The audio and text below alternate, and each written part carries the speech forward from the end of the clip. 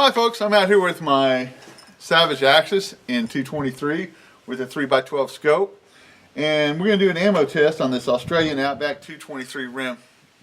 It's a 55 grain Sierra Blitzking bullet, and we're going to do a velocity as well as an accuracy type test on it to see what kind of pattern it does. So stay tuned.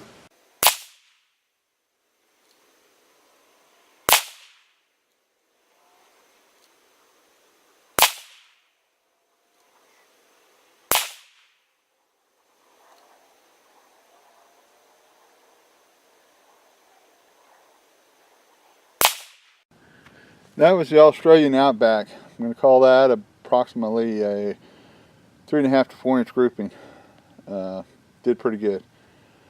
Thanks again for watching. You have a wonderful day and please subscribe.